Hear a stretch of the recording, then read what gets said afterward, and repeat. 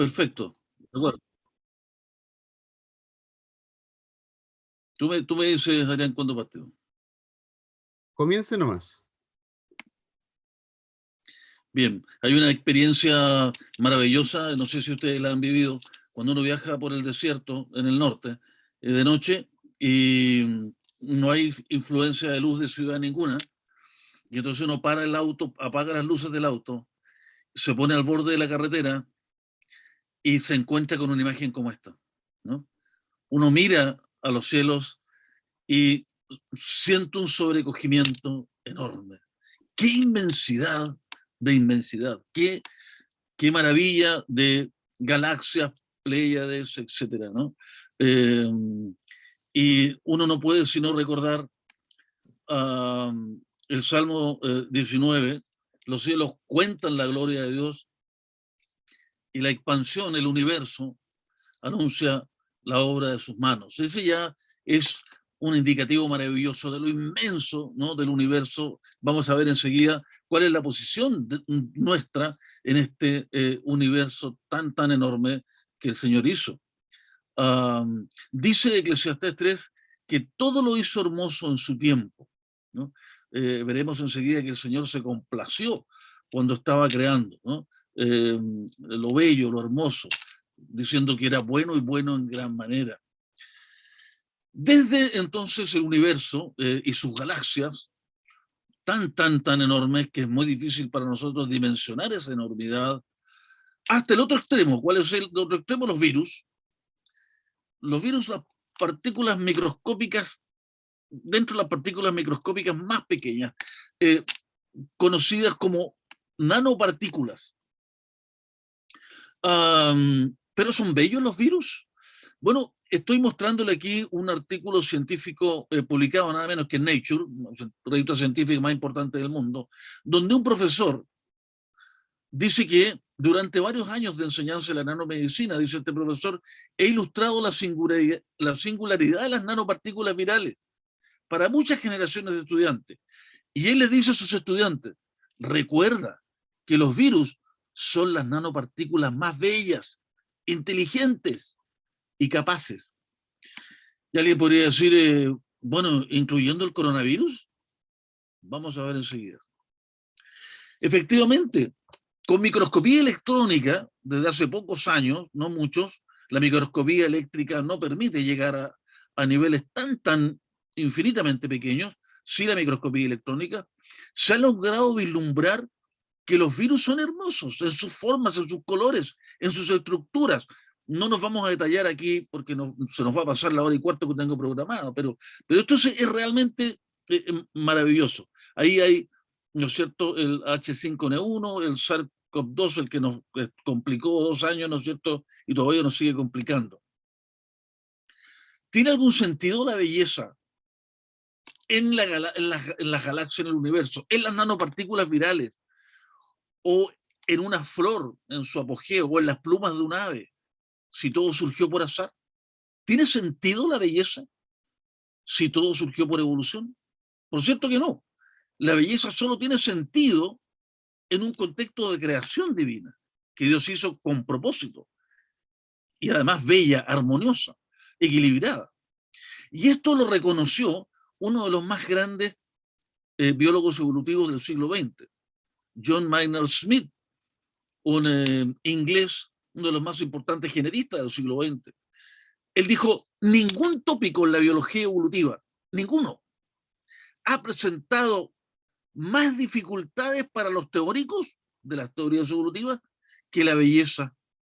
¿Qué sentido tiene la belleza para la selección natural? Ninguno. Pero ¿por qué las enfermedades virales y muchas otras? Si decimos que los virus son bellos, y ahí había un profesor de nanopartículas que a sus alumnos de medicina le decía, ¿no es cierto?, eso, que los virus son bellos. Bueno, porque la historia no quedó solo en la creación, ¿no?, sino sabemos que la Biblia nos enseña que el ser humano se rebeló contra Dios y hubo, por lo tanto, una maldición. Ahí en Génesis 3:17. Maldita será la tierra por tu causa. Espinos y cardos te producirá. Romanos también nos dice algo parecido, porque la creación fue sujetada a vanidad no por su propia voluntad. Perdón. Entonces, los espinos y cardos efectivamente involucran muchísimas situaciones negativas que vemos a diario, y ahí están los virus dañinos, las enfermedades. Pero en la creación original, la función de los virus, ¿no es cierto?, era solo benévola, como lo sigue siendo hoy. Yo creía saber algo de biología, pero producto de estos 2 años de pandemia en que un microscópico virus nos tuvo de rodilla al planeta completo, empecé a estudiar mucho y me di cuenta que los expertos en virus solo hace muy pocos años se han dado cuenta de la importancia de los virus en los ecosistemas. No funcionarían los ecosistemas, no habría organismos vivos, sino parte de la base con los virus. Lo vamos a ver en ponencias posteriores. Ahora no tenemos tiempo para entrar en ello. Por lo tanto, mayoritariamente, sobre lejos el 95% siguen siendo benéficos los virus. Solo un porcentaje muy bajo tiene una variación de la forma original de tal manera que le genera problemas al ser humano. La evidencia actual indica que la enorme mayoría de los virus son benéficos. Se conocen alrededor de 21 tipos de virus muy dañinos al ser humano, 21, pero hay más de 100 millones de tipos virales. Por tanto, los virus forman parte de la creación reseñada en el Génesis, y quería partir por esto, porque no puede ser más contingente esto que estamos viendo, ¿no? Y sin embargo, los virus, a pesar de todo, son bellos y útiles. La creación de Dios parte la Biblia señalando que en el principio, algunas Biblias dicen en el principio Dios. O sea, ¿qué es lo que hay antes de todo? Bueno, Dios primero, ¿no? En el principio Dios creó, y ahí se usan distintos verbos, ¿no es cierto? Y el verbo vara, seguramente ustedes lo tienen muy claro, es cuando se crea desde la nada, ¿no? Ex nihilo. Y de allí Dios crea los cielos y la tierra, y luego la ordena, ¿no? Otros planetas no quedaron ordenados, y siguen desordenados y vacíos. Por ejemplo, se dice que la Tierra es gemela con Marte y con Venus, ¿no? Los planetas gemelos, los planetas rocosos.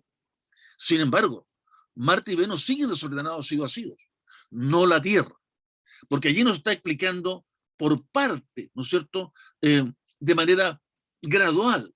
Primero crea y luego se centra en un planeta, en uno de los planetas creados en el sistema solar, y lo va modificando complejamente para que sostenga la vida. Los otros quedan desordenados y vacíos.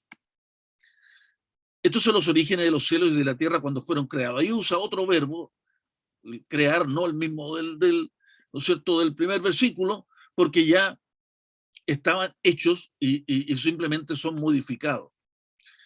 Esto es una pregunta muy interesante. ¿Qué sabía Moisés del universo hace unos 3.500 años que uno de los más grandes físicos de todos los tiempos, premio Nobel, no supo? Albert Einstein. ¿Qué cosa no supo Einstein? Que sí sabía Moisés, que el universo tuvo un inicio. Esto es muy importante. ¿Cuántos físicos han luchado porque no haya un inicio? Stephen Hawking, el norteamericano, el físico inglés, pero que terminó en Norteamérica, luchó con este propósito, ¿no es cierto?, inicial, con este principio. Porque si hay un principio, alguien le da el vamos a ese principio. Y él generó matemáticas que no existen, alteró, en fin, las condiciones del tiempo, hizo toda una serie de cosas en contra de la lógica matemática, ¿no?, de tal manera que le pudieran resultar sus hipótesis rebuscadas. ¿Para qué? Para evitar en el principio, porque si hay un en el principio, hay alguien que le da el vamos en el principio y por lo tanto tiene que darle cabida a Dios. Einstein tuvo problemas con eso también. Desde Aristóteles hasta Albert Einstein, ¿cuál era la visión? Que el universo era eterno, siempre estuvo allí, por tanto no hay problema, ¿no? ¿Para qué nos vamos a preocupar del inicio si siempre ha estado allí? ¿No? La visión de los griegos traspasada a la élite científica del siglo XIX y del siglo XX, y que no miraron la Biblia. Se habría evitado a Einstein un problema mayúsculo cuando él está estableciendo su famosa teoría, ¿no es cierto?, de la relatividad. Se da cuenta que las ecuaciones le explican un universo que se va expandiendo, y si se va expandiendo es porque tuvo un inicio. Y entonces él dice, no puede ser, el universo es eterno. Es decir, su cosmovisión de universo eterno, griega, estaba, digamos, imperando en él, y le puso a las ecuaciones unos elementos matemáticos que le ayudaran a estabilizar el universo para que no se expandiera, lo que le costó la burla posteriormente de muchos otros físicos, y que finalmente Einstein tuvo que reconocer y sacar esos elementos adicionales y dejar que las ecuaciones matemáticas fluyeran de manera normal, porque el universo está en expansión, lo cual indica que viene desde un inicio. Pero Dios está fuera de la dimensión temporal del universo, Él lo crea, así como también está fuera del espacio y está fuera, ¿no es cierto?, de la materia. Dios trae a la existencia esta dimensión espacio-tiempo, materia-energía, en la cual estamos nosotros, y que la creó con un propósito muy claro, como lo veremos después. La Biblia asegura que el tiempo fue creado. Esto es muy difícil de entender muchas veces porque somos seres temporales. Nosotros pensamos que el tiempo es una variable eterna que siempre está allí, pero no lo es. De las propias ecuaciones, ¿no es cierto?, de la relatividad de Einstein se desprende que es una variable más. Dice 1 Corintios 2:7, sino que hablamos sabiduría de Dios en misterio, oculta desde antes de que el tiempo fuese. Otro texto, en 2 Timoteo, por la gracia que nos fue dada en Cristo Jesús, desde antes del principio de los siglos. Y Tito 1:2, con la esperanza de la vida eterna, en la cual Dios, que no puede mentir, prometió desde antes del principio del tiempo. El tiempo fue creado. Muy difícil de entender para quienes escribieron eso, pero indudablemente que fue revelado por parte de Dios. El nacimiento del tiempo, del espacio, de la materia y de la energía. Hay un físico chileno, físico teórico, considerado uno de los más grandes físicos teóricos del mundo, que se llamaba Claudio Teitelbaum, pero después por un problema familiar cambió de apellido a Punster. Le hicieron una entrevista y le fueron preguntando sobre los modelos que explican el origen del universo, pero entonces la periodista va más allá y le dice, pero a ver, señor Punster, pero antes de que existiera el tiempo, el espacio, la materia y la energía, el tipo le dice, no me pregunte ese antes, porque no se lo puedo explicar. Las matemáticas, las leyes naturales funcionan después que el universo está funcionando. Antes de eso no hay matemáticas, no hay leyes, no hay nada. Entonces, pero ¿qué es lo que hay antes? Le sigue insistiendo el periodista. Y él le dice, lo único que le puedo decir es una sola palabra. Antes de todo esto, tiempo, espacio, materia, energía, Dios. Creación, por tanto, de la nada. Los problemas de Stephen Hawking, que algo explicaba recién, él tenía problemas con los orígenes. En los libros que él escribe, en la historia del tiempo, por ejemplo, y otros, tiene justamente este drama. Él quiere eliminar el origen porque que hay un origen implica que algo fuera del tiempo, algo fuera del espacio, de la materia y de la energía, lo crea.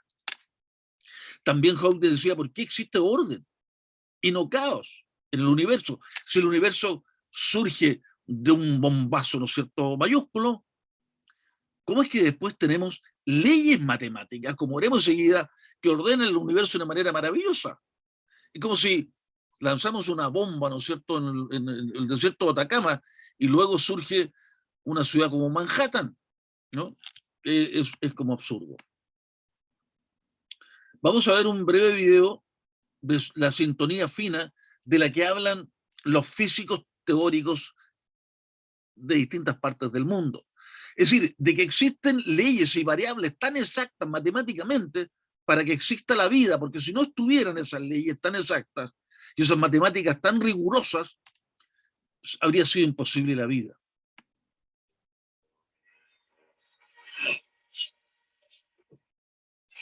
Desde las galaxias y las estrellas hasta los átomos y las partículas subatómicas, la estructura propia de nuestro universo está determinada por los siguientes números. Estas son las constantes y cantidades fundamentales del universo. Los científicos han llegado a la impactante conclusión de que cada uno de esos números ha sido marcado cuidadosamente a un valor asombrosamente preciso, un valor que cae dentro de una gama extremadamente estrecha que permite la vida. Si alguno de esos números fuese alterado por tan siquiera una hebra de cabello, ninguna vida física, interactiva, de cualquier tipo pudiera existir en ninguna parte. No existieran las estrellas, ninguna vida, ningún planeta, ninguna química. Consideremos la gravedad, por ejemplo. La fuerza de la gravedad está determinada por la constante gravitacional. Si esa constante variara en tan siquiera 1 en 10 elevada a las 60 partes, ninguno de nosotros existiría. Para poder entender lo extremadamente estrecha que es esa gama que permite la vida, imaginémonos un medidor que esté dividido en incrementos de 10 elevado a incrementos de 60. Para entender cuántos pequeños puntos en el medidor eso representa, comparémoslo con el número de células que hay en nuestro cuerpo o con el número de segundos que han transcurrido desde que comenzó el tiempo. Si la constante gravitacional hubiese estado desajustada tan siquiera por uno de esos infinitesimalmente pequeños incrementos, el universo o se hubiera expandido y diluido de una manera tan rápida que ninguna estrella se hubiera formado y la vida no pudiera existir, o se hubiese colapsado sobre sí mismo teniendo el mismo resultado: ninguna estrella, ningún planeta, ninguna vida. O consideremos la tasa de expansión del universo. Esta está dirigida por la constante cosmológica. Un cambio en su valor por tan siquiera una parte a la 10 elevada a la 120 causaría que el universo se expanda de una forma muy rápida o muy lenta. En cualquiera de los casos, el universo sería una vez más uno que prohíba la vida. U otro ejemplo de ajuste fino: si la masa y la energía del universo primitivo no estuvieran distribuidas uniformemente a una precisión incomprensible de una parte de 10 elevada a la 10 a la potencia de 123, el universo sería hostil para la vida de cualquier tipo. El hecho es, nuestro universo permite la vida física e interactiva solo porque esos y muchos otros números han sido independiente y exquisitamente balanceados sobre un filo de navaja. A donde quiera que miran los físicos, ellos ven ejemplos de ajuste fino. El increíble hecho es que los valores de estos números parecen haber sido finamente ajustados para hacer posible el desarrollo de la vida. Si alguien declara no estar sorprendido por las características especiales que tiene el universo, él está escondiendo su cabeza debajo de la arena. Estas características especiales son sorprendentes e improbables. ¿Cuál es la mejor explicación para este asombroso fenómeno? Hay 3 opciones vivas. El ajuste fino se debe o a la necesidad física, o al azar, o al diseño. ¿Cuál de estas opciones es la más plausible? Según esta alternativa, el universo debe ser uno que permita la vida. Los valores precisos de estas constantes y cantidades no pudieran ser diferentes. Pero, ¿es eso plausible? ¿Es un universo que prohíba la vida imposible? Lejos de serlo, no solo es posible, sino que es mucho más probable que un universo que permita la vida. Las constantes y cantidades no están determinadas por las leyes de la naturaleza. No hay ninguna razón o evidencia que sugiera que el ajuste fino sea necesario. ¿Qué hay del azar? ¿Fue que tuvimos mucha suerte? No. Las probabilidades implicadas son tan ridículamente remotas que ponen al ajuste fino mucho más allá del alcance del azar. Así que en un esfuerzo para mantener esta opción viva, algunos han ido mucho más allá de la ciencia empírica y han optado por adoptar un enfoque más especulativo conocido como el multiverso. Ellos se imaginan a un generador de universos produciendo un gran número de universos y que probablemente con el tiempo surgirán universos que permitan la vida. No obstante, no hay evidencia científica para la existencia de este multiverso. No puede ser detectado, observado, medido o probado. Y el propio generador de universos iría a requerir una gran cantidad de ajuste fino. Además, pequeñas áreas de orden son mucho más probables que las áreas grandes. Así que el universo más probable y observable sería uno que sea pequeño, habitado por un único y simple observador. Sin embargo, lo que realmente observamos es la misma cosa que menos deberíamos esperar. Un universo vasto, espectacularmente complejo, altamente ordenado, habitado por billones de otros observadores. Por lo tanto, incluso si el multiverso existiese, lo cual es un punto debatible, este no haría nada para explicar el ajuste fino. Dada la improbabilidad de la necesidad física o del azar, la mejor explicación del por qué el universo está finamente ajustado para la vida puede muy bien ser que él fue diseñado de esa manera.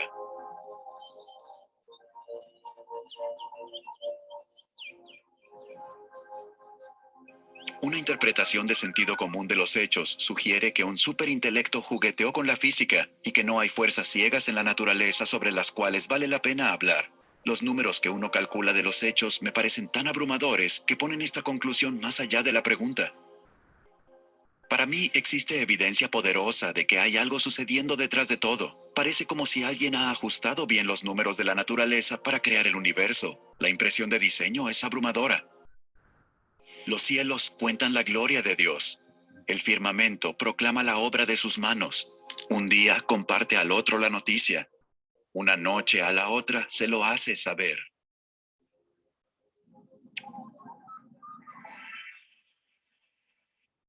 Son varias decenas de variables altamente ajustadas que desde el punto de vista matemático hacen imposible que haya resultado al azar. Por tanto, el diseño inteligente desde el punto de vista de la creación de Dios es lo que más se sostiene. El multiverso, como veíamos nosotros, es una hipótesis absurda, simplemente aplicando la evolución, así como, ¿no es cierto?, se señala que es la sobrevivencia del más apto de muchos organismos, el que tiene más características adecuadas al medio ambiente sobrevive. Más o menos es lo mismo aplicado al universo. Habría muchos multiversos, de los cuales una especie de selección natural, ¿no es cierto?, galáctica, fue eligiendo el apropiado para la vida, pero efectivamente no hay evidencia alguna de eso, no existe dato alguno para poder estudiarlo, y en el fondo una hipótesis vacía. No hay forma de comprobarlo. Una creación sobrenatural, como la descrita en Génesis, se hace necesario para explicar este ajuste fino del universo que acabamos de revisar. Si el universo es tan enorme, esta pregunta siempre surge, ¿no? ¿Es la Tierra el único planeta? ¿Cómo surge esta pregunta? Otra vez de lo mismo, es decir, la aplicación de la teoría evolutiva y la selección natural, ¿no? Habiendo tantos millones de planetas, bueno, alguno de ellos, ¿no es cierto?, fue seleccionado dadas las condiciones, las características para la vida. Esa es la visión evolutiva clásica. Pero otra pregunta es, ¿no es cierto?, respecto al universo tan enorme, bueno, ¿cuán grande es Dios? Si Él creó el universo. Esto que estamos viendo ahí es una fotografía, ¿no es cierto?, del planeta donde nosotros estamos. Le llamamos tierra, pero debiéramos llamarle agua, porque básicamente, ¿no es cierto?, está compuesto por agua en su mayoría. ¿Por qué el agua? Porque el agua es fundamental para la vida. No tengo tiempo en detallar estos aspectos, pero es cosa de entender, ¿no es cierto?, algunos aspectos solamente del agua, como su gran capacidad calórica. ¿Por qué las temperaturas no son extremas en la Tierra y sí lo son en cualquier otro planeta? Porque el agua la regula. O sea, cuando se dice se encontró un poco de agua en Marte, un poco de agua no sé dónde, no sirve para la vida. Necesitamos océanos y océanos de agua para primero hacer un clima estable y regular la temperatura. ¿Por qué un bebé dentro del útero materno, ¿no es cierto?, está en un saco con agua? Porque el agua es el que mantiene, ¿no es cierto?, el equilibrio térmico ideal para que ese bebé esté allí, independiente si la mamá está, ¿no es cierto?, de visita en la Antártida o se va al Ecuador. Él mantiene su temperatura. El agua es fundamental. Y por supuesto, ¿no es cierto?, para la vida, para las reacciones químicas y un largo etcétera. De manera tal que ya este planeta es un evento único en el universo. Veremos enseguida algunos datos al respecto. Pero comparándolo con el universo, con la galaxia, ahí estamos viendo el tamaño de la Tierra del planeta Neptuno. Es como un punto. Ahí el tamaño de la Tierra respecto al Sol, ¿no? Resulta ser infinitamente pequeñísimo. Entonces uno dice, el Sol es enorme, ¿no? Claro, si la Tierra la consideramos tan grande, pero no es nada respecto al Sol, bueno, el Sol es enorme. Ya, pero comparemos el Sol con otra estrella, ¿no? Eh, y ahí estamos viendo que el Sol, comparado con BI Canis Majoris, es un mísero punto. Aquí se logra ver un pedacito, ¿no es cierto?, de lo que está aquí, de la estrella, Canis Majoris. Sistema solar. Alguien podría decir, bueno, nuestro sistema solar es enorme. Ya, pero comparado con la Vía Láctea, nuestra galaxia, donde está el sistema solar, es un punto que casi no se ve. Ahí está, ¿no? Un punto pequeñísimo. Ahora, ¿la Vía Láctea es muy grande? Pues bien, comparado con otras galaxias, desaparece. Ahí está nuestra Vía Láctea. Ese puntito que estoy apuntando ahí. Es muchísimo más pequeña que Andrómeda, muchísimo más que M87, y obviamente, ¿no es cierto?, casi desaparece al lado de ICE, de la galaxia ICE 1011. En realidad, un punto comparado con otras galaxias. Volvamos a la pregunta inicial. ¿Cuán grande es Dios? Segunda de Crónicas ya algo nos adelanta. Y aquí los cielos y los cielos de los cielos no te pueden contener. ¿Por qué es tan grande el universo? Otra de las preguntas. Para mostrar la gloria de Dios, ¿no? Simplemente para eso. Ahí está el Salmo 19 que partíamos con él.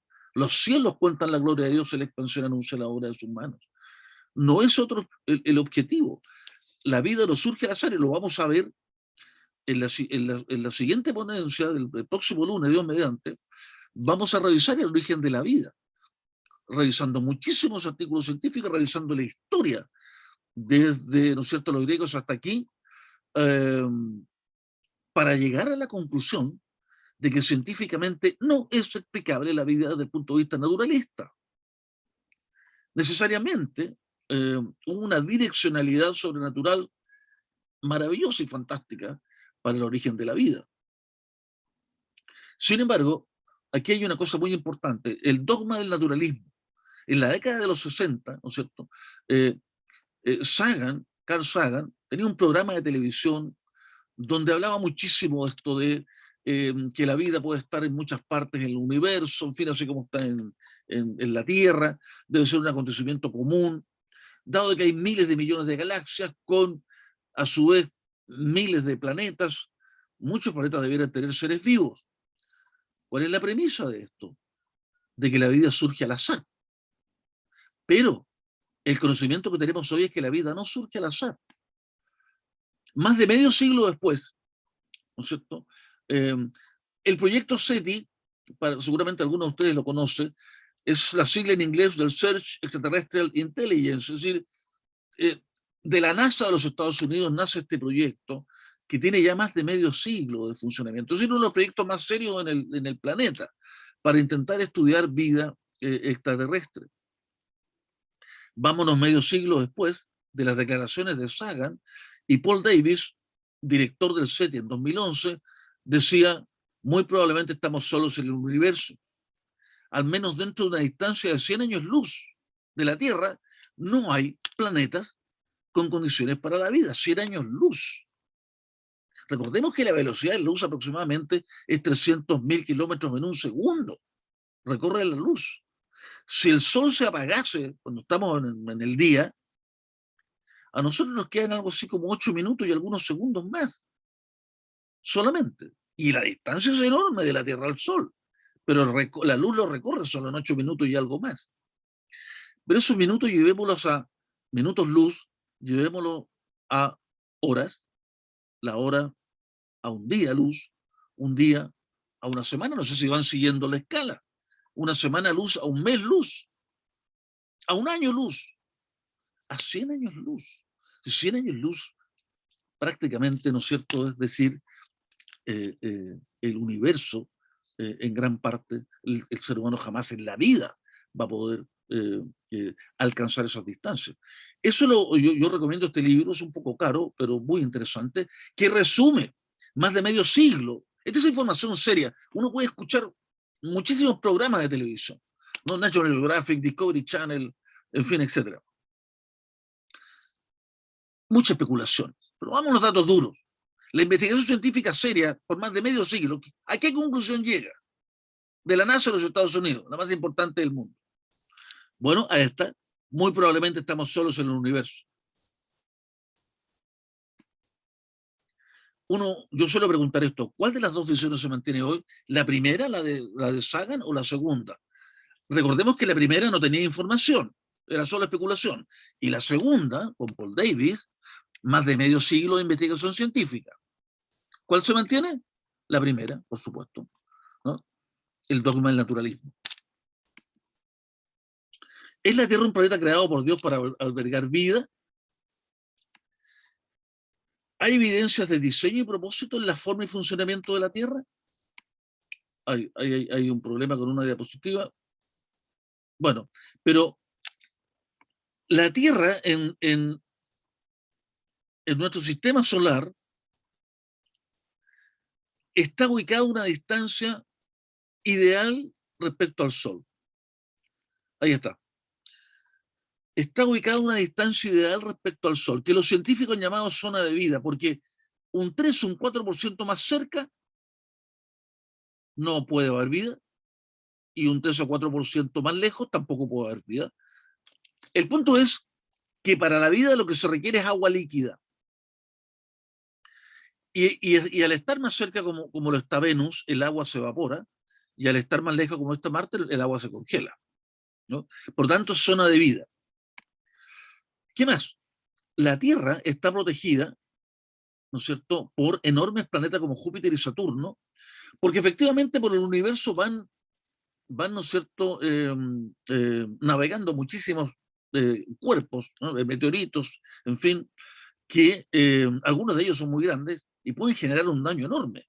Bueno, recordarán ustedes, ¿no es cierto?, que en la medida que sea más grande la masa de un planeta, mayor es su gravedad. Por tanto, la gravedad de Júpiter es enorme junto con la de Saturno y atraen a la gran mayoría de los meteoritos. Por ejemplo, esto fue filmado, ¿no? Está la película, el video de esto. El 19 de julio de 2009, un asteroide impactó a Júpiter y el diámetro del impacto fue equivalente al diámetro del Océano Pacífico. ¿Ustedes se imaginan lo que ocurre? Y eso está ocurriendo constantemente, cada ciertos años, en escala de décadas.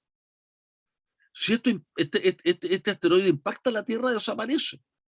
Entonces, ¿es casualidad que la Tierra esté protegida por estos dos grandes planetas con enorme gravedad? Otro aspecto, el eje de la Tierra, 23.5, es ideal para el mantenimiento de la temperatura y también para la estacionalidad. La estacionalidad es fundamental para la vida. Estaciones más cálidas, más adecuadas para la reproducción y la crianza, luego estaciones menos cálidas para, en fin, el crecimiento, el desarrollo, es fundamental. Pero además, la Luna hace que el ángulo se mantenga. De lo contrario, se podría alterar el ángulo de la Tierra, pero la Luna y su gravedad lo mantiene. Pero no solo eso. La proximidad de la Luna y su gravedad disminuye la rotación terrestre. De 8 horas, o sea, si la Luna no estuviese, estamos aquí, ¿no es cierto?, parados arriba de la Luna, si la Luna no estuviese, la Tierra tendría una velocidad de giro tan enorme, una rotación tan enorme, que demoraría 8 horas.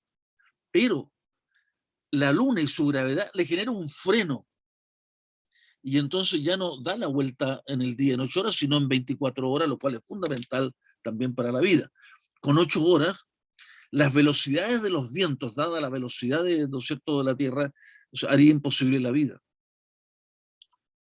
Ahí está, hasta 800 kilómetros por hora podrían ser los vientos si la Tierra girase a tal velocidad.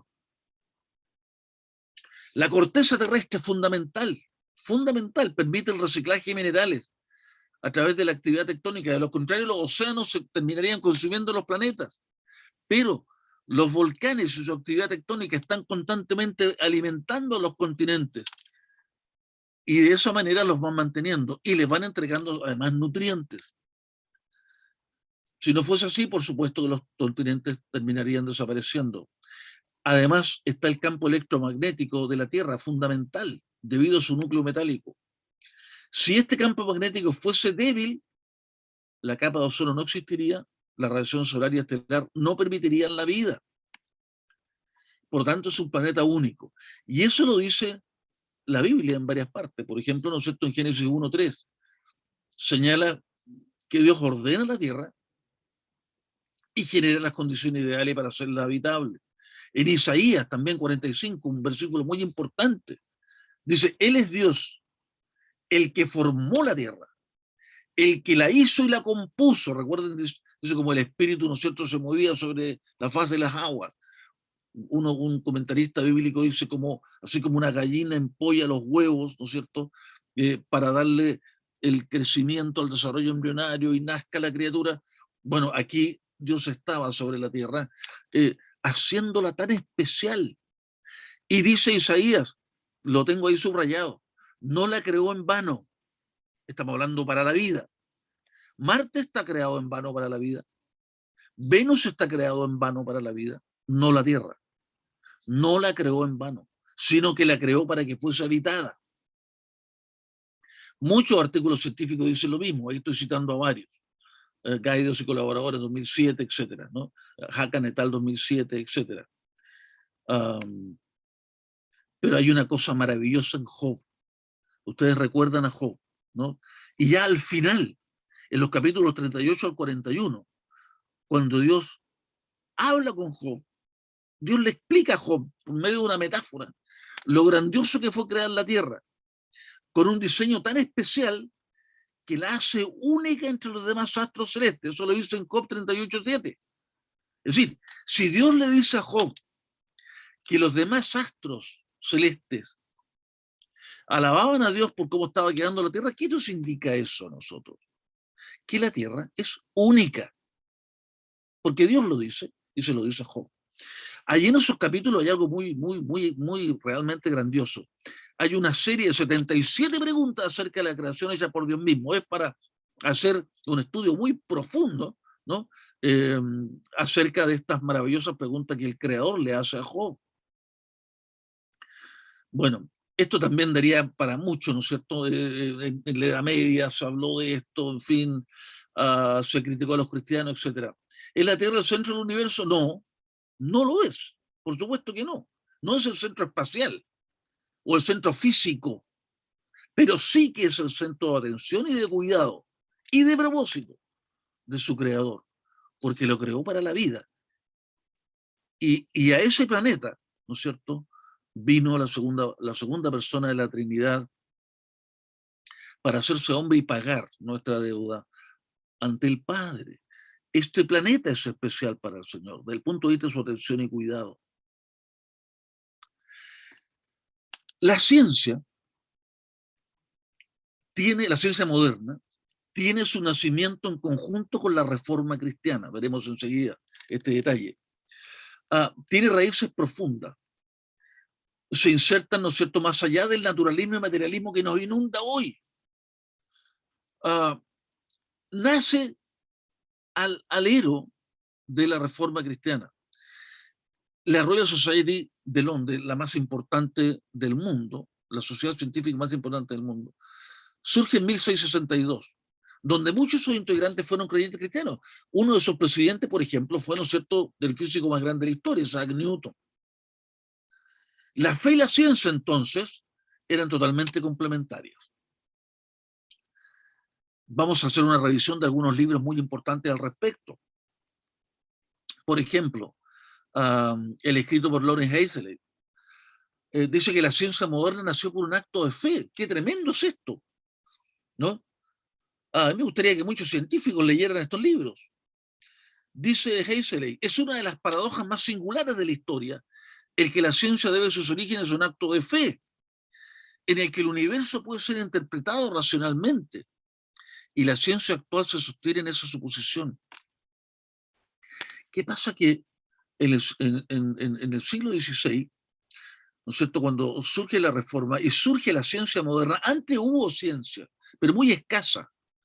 astronomía un poco de los egipcios, en fin, de los asirios, pero muy escasa e irregular. Sin embargo, después de la Reforma, es lo que se llama la ciencia moderna, porque surge un afán por descubrir, y no solo astronomía y matemáticas, sino que todas las áreas de la ciencia.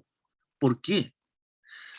Porque en ese periodo del nacimiento, ¿no es cierto?, del surgimiento de la Reforma y de la ciencia moderna, la Biblia se traduce a muchos idiomas, queda al alcance este relato que no existe en ninguna otra cultura del mundo, tan completo, desde el Génesis hacia adelante, donde hay un Dios todo creador que se presenta como el creador de los cielos y la tierra, con un propósito, con un sentido, y por lo tanto los científicos parten de la presuposición de que hay orden. Yo no voy a hacer investigación científica si no hay orden.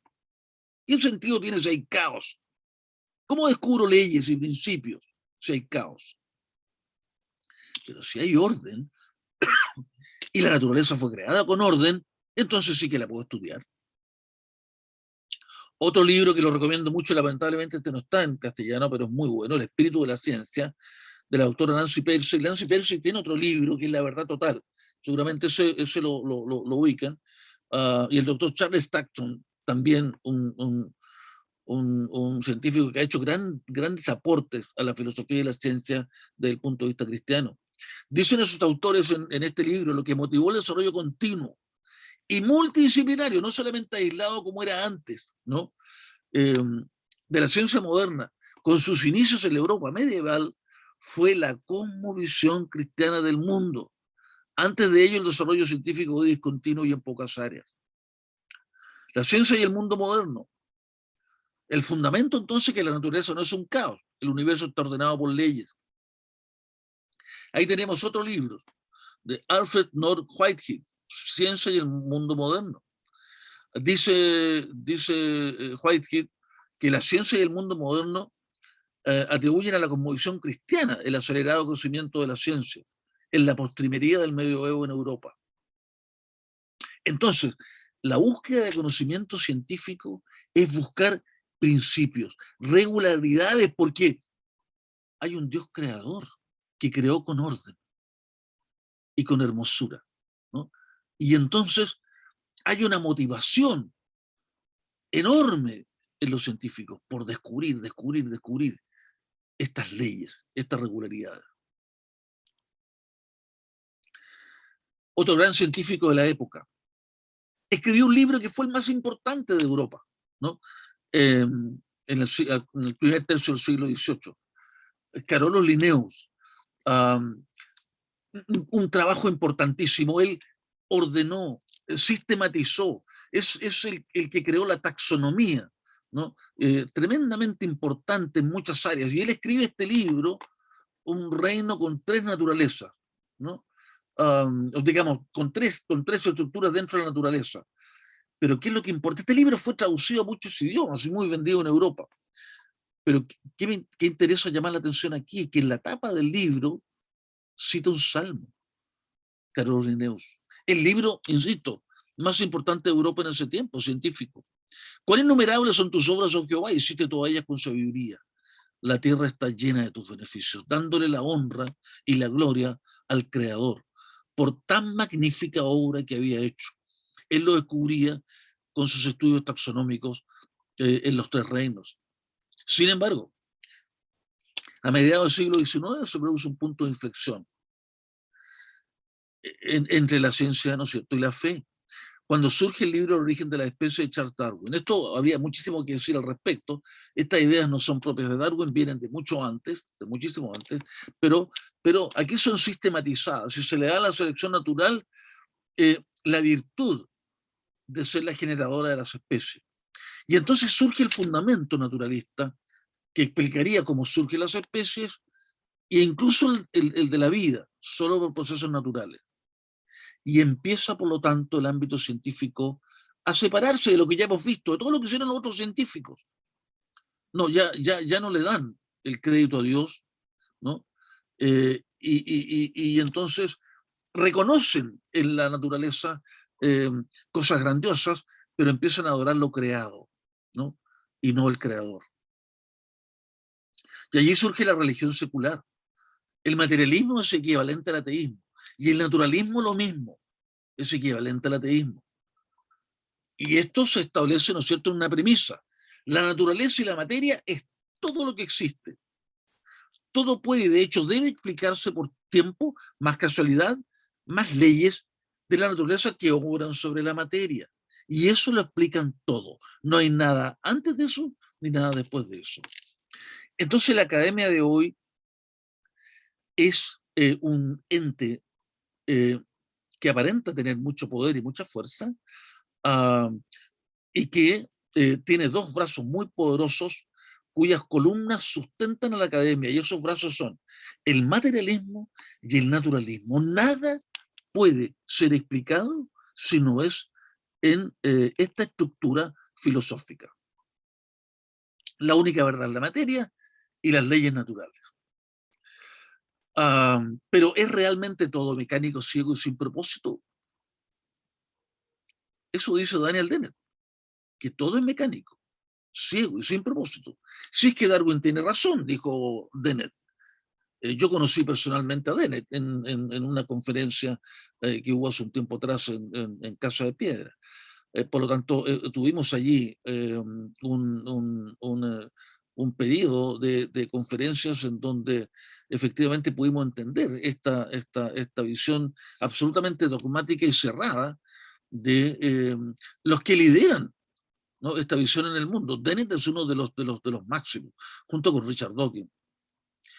Sagan, medio siglo atrás, lo decía también, ¿no?, el cómo todo lo que es, todo lo que fue o lo que será alguna vez. No hay nada más. Y eso le ha dado un surgimiento a lo que se llama el nuevo ateísmo. Esto no lo podemos ignorar. Hermanos, hay tesis doctorales hoy, tesis doctorales estudiando este fenómeno. Es un fenómeno. Porque no se trata de un ateísmo en que simplemente alguien niegue la existencia de Dios. No, no. Es un ateísmo agresivo, violento, ¿no? Y eso es una situación que está afectando a el mundo cristiano en distintas partes de nuestro planeta. Aquí tenemos, por ejemplo, el caso de algunos libros, El Nuevo Ateísmo, The God Delusion de Richard Dawkins, en fin, ¿no?, u otros libros como de Daniel Dennett. Son los que llevan la delantera, pero hay muchos más que siguen esta visión. Escuchemos a un profesor para que ustedes vean esta visión del nuevo ateísmo. Un profesor de astrofísica en una universidad norteamericana, que no se limita a explicar su materia. No, no, no. No. Abiertamente denota el cristianismo. The amazing thing is that every atom in your body came from a star that exploded. And the atoms in your left hand probably came from a different star than your right hand. It really is the most poetic thing I know about physics. You are all stardust. You couldn't be here if stars hadn't exploded, because the elements, the carbon, nitrogen, oxygen, iron, all the things that matter for evolution weren't created at the beginning of time. They're created in the nuclear furnaces of stars, and the only way they can get into your body is if the stars were kind enough to explode. So forget Jesus. The stars died so that you could be here today. Okay? And Anyway, you are stardust. Tú eres polvo de estrellas. ¿Se fija cómo el Evangelio hace una antítesis del Evangelio? ¿No? Olvídate de Jesús. ¿Quién murió por ti? Las estrellas. Ellas explotaron y te entregaron los átomos. Y los átomos de tu mano derecha probablemente son de una estrella. Y de la izquierda de otra estrella. Digamos, no hubo creación. Bueno, ¿y de dónde surgieron las estrellas? Si vamos más atrás, si vamos a Génesis 1:1, yo me he encontrado directamente con el naturalismo y el materialismo. Hay un documental que fue grabado en Chile por Discovery Channel. Una parte de ese documental es una entrevista que me hicieron por la especialidad de mi área, digamos, de trabajo. Y posteriormente se vendieron los derechos a Netflix, y uno puede encontrar esto hoy día en Netflix. Pero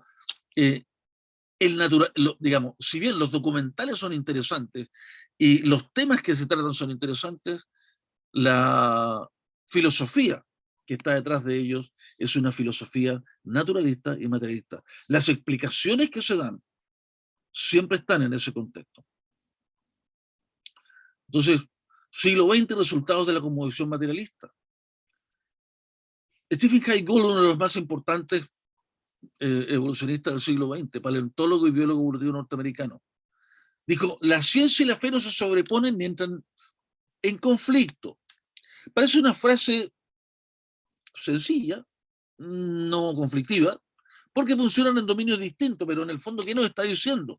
Que si usted encerrado en su iglesia, ¿no? Como dijo Nancy Peirce en La Verdad Total, en el libro La Verdad Total, ¿no? Nos quedamos encerrados en las iglesias para dejarles que manipularan la verdad los que están fuera. No se sobreponen ni entran en conflicto, están en dominio distinto. Usted está encerradito en su iglesia, nosotros tenemos la verdad fuera. Richard Dawkins: la fe y la ciencia son incompatibles. Es más violento, más directo. ¿Es correcta esta visión? No lo es. No es el problema del conocimiento, ni es el problema de la ciencia, ni es el problema de grados académicos. Aquí tenemos a dos premios Nobel de física, Peter Higgs y William Phillips. Ambos científicos brillantes, ambos obtuvieron el máximo premio en ciencia. Entonces la ciencia no les divide. ¿Qué les divide? Simplemente su sistema de creencias, su cosmovisión. Peter Higgs es ateo, materialista, en cambio William Phillips es creyente en Dios. No es el conocimiento, por lo tanto, el que los divide. El problema de la cosmovisión, ¿no es cierto?, es grave. Son los lentes con los cuales yo veo el mundo. Y por lo tanto me genera un sistema de creencias. Y esto es grave. Una persona materialista y naturalista nunca podrá entender un mundo y un universo hecho de manera sobrenatural. Es decir, un materialista y un naturalista se maravilla de la naturaleza, ¿no es cierto?, de la madre tierra, de la Pachamama, qué maravilla. Ya, pero la naturaleza fue hecha por el Creador, en Romanos 1:20, ¿no? Y de manera sobrenatural. Entonces, pero como se pone esos lentes, nunca lo va a poder entender. Sin embargo, las filosofías materialistas y naturalistas llevan así un sentido, tienen al mundo y al planeta como lo tienen hoy. Habría mucho que decir sobre esto, pero rápidamente. Camus, ¿no es cierto?, el gran filósofo, decía: la vida no tiene sentido, no vale la pena vivirla, Albert Camus. Jean-Paul Sartre, un filósofo existencialista, ¿no es cierto?, uno de los más importantes existencialistas, escribió, fíjese el nombre que le pone a lo que escribió, La náusea. O sea, él sentía náusea de la vida, venimos de la nada.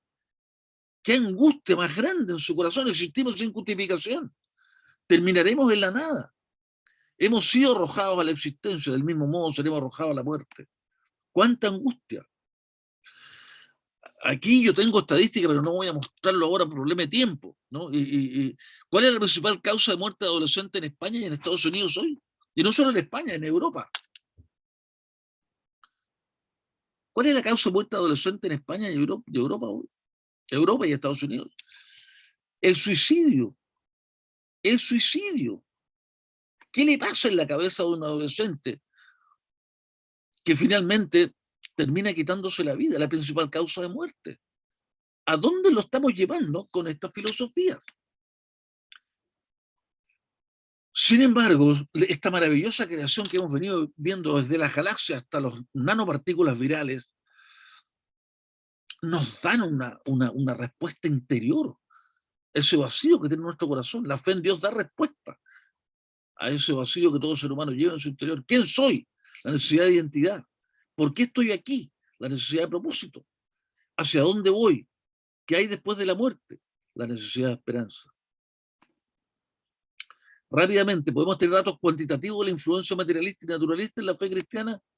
Por cierto, aquí hay un artículo científico publicado en 2018 en donde Europa tiene una pérdida de creyentes garrafales. Se cierran por miles todos los años las iglesias.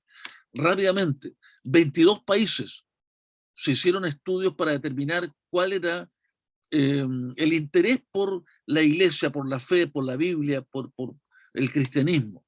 Bueno, de los 22 países, solo uno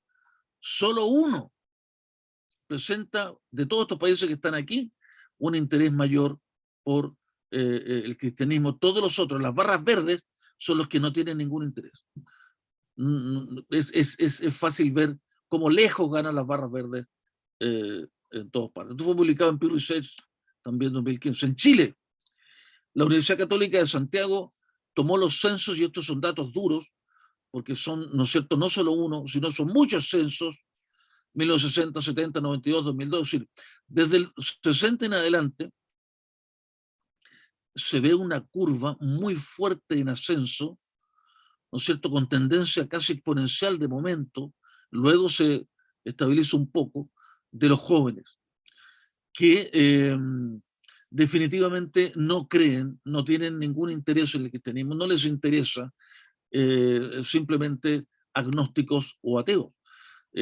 Con trabajos posteriores, la curva sigue ascendiendo. Esto fue en 2000, hasta 2012 está el trabajo de la Católica, pero en estudios posteriores, hasta 2017, ya va cerca del 40%. El 40% de chilenos agnósticos, en este caso jóvenes.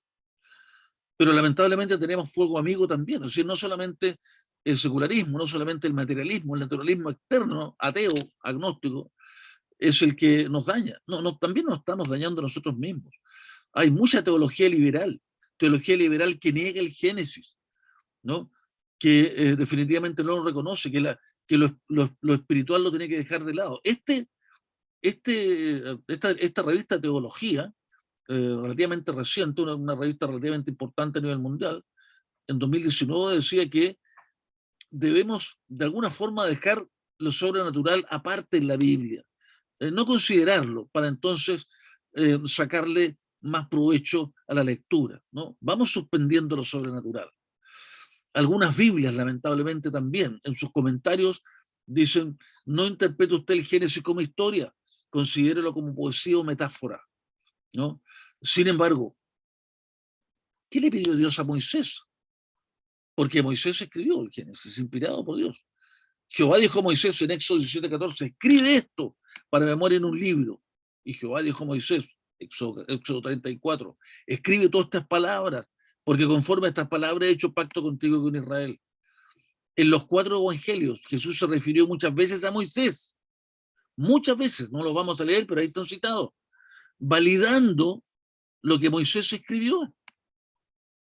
Jesucristo, que es nuestro Salvador, quien fue el creador, él dijo, porque si creyeses a Moisés, me creeríais a mí, porque de mí escribió él. Pero si no creéis a sus escritos, ¿cómo creeréis a mis palabras? Qué fuerte esto, ¿no? Qué fuerte. ¿Qué pensarán los teólogos liberales de esto? Si el propio Jesús desafía de esta manera tan fuerte a sus discípulos.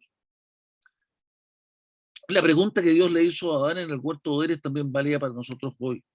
¿Dónde estás tú? ¿Sobre qué fundamentos? ¿Cuál es el peligro de considerar al libro del Génesis como poesía y metáfora? Los fundamentos del cristianismo están siendo socavados. Si creemos que Génesis es poesía o metáfora, estamos a un paso de señalar que Adán y Eva son también personajes simbólicos. Hay muchos cristianos, lamentablemente, que ya lo creen hoy, y teólogos liberales que lo creen hoy, que hacen un sincretismo entre evolución y Biblia. Si Adán y Eva no existieron, entonces no hubo caída. Si no hay caída, toda la Biblia queda sin fundamento. Sin duda que es hábil la estrategia de atacar al libro del Génesis. Esto lo vamos a ver más adelante, así que lo voy a pasar en otra ponencia para poder terminar y dar algunos minutos de preguntas. Dice Romanos 1:20. Porque las cosas, cuando la gente que dice, bueno, ¿dónde está Dios? Y no lo veo, digamos, por lo tanto no existe, ¿no? Bueno, dice Romanos 1:20, porque las cosas invisibles de Él, de Dios, su eterno poder, su deidad, se hacen claramente visibles desde la creación del mundo. Y vimos aquí mucha información de su creación, que no puede ser azar, desde las galaxias hasta las nanopartículas virales. ¿Cómo vemos este eterno poder y deidad? Se entienden por medio de las cosas hechas, de modo que no tienen excusa. Fuerte, muy fuerte. A Dios todo honor y toda gloria por lo que hemos hecho. Dejo de compartir para pasar entonces algunas preguntas.